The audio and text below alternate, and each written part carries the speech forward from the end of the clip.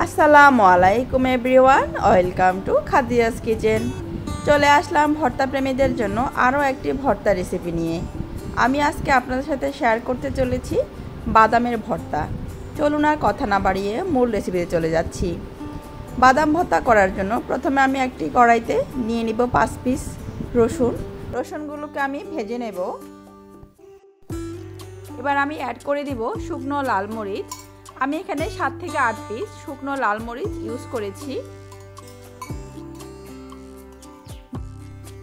আমি অনবরত নেড়ে চেড়ে নিচ্ছি এবং অ্যাড করে দিচ্ছি 1 চা চামচ সরিষার তেল। আমি আবারও ভালো করে অনবরত নেড়ে চেড়ে ভেজে নিচ্ছি এবং মরিচগুলোকে উঠিয়ে নিচ্ছি এবং রসুনগুলোকে আরেকটু নেড়ে চেড়ে উঠিয়ে নিচ্ছি। মোটামুটি আমার রসুন আর লাল মরিচটা ভাজা হয়ে গিয়েছে। এবার আমি এই তেলেই দিয়ে দিব পেঁয়াজ কুচি। আমি এখানে 1/3 কাপ পেঁয়াজ কুচি নিয়েছি। পেঁয়াজ কুচিগুলোকে আমি হালকা একটু নেড়ে চেড়ে নেব।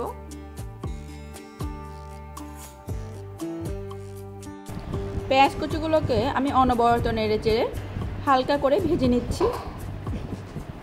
পেঁয়াজগুলো যখন মোটামুটি নরম হয়ে যাবে আমি এই অবস্থায় চুলাটা অফ করে দেব এবং পেঁয়াজগুলোকে উঠিয়ে নেব। বাদাম ভর্তা করার জন্য আমার লাগবে বাদাম। আমি এখানে চীনা বাদাম নিয়ে নিয়েছি। বাদামগুলোকে আমি খোলায় টেলে উপরে খোসাটা ছড়িয়ে নিয়েছি। এখানে আমি 1 কাপ চীনা বাদাম নিয়ে নিয়েছি। তো চলে যাব পাটায়।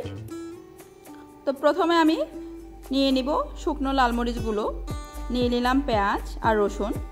এবার আমি এগুলোকে শিলপাটায় পিষে নেব।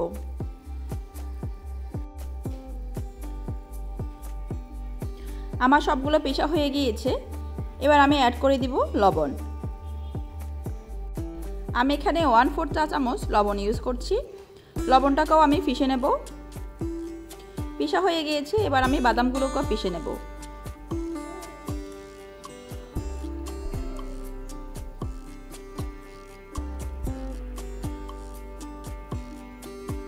তো আমার সবগুলো পিষা হয়ে গিয়েছে। তো আমি ভালো করে মিশিয়ে নেব। দেখুন কি পরিমাণ লোভনীয় হয়েছে দেখতে। আমার এই বাদাম ভর্তাটা দেখতে যেমন লোভনীয় হয়েছে, খেতেও কিন্তু অসম্ভব মজা।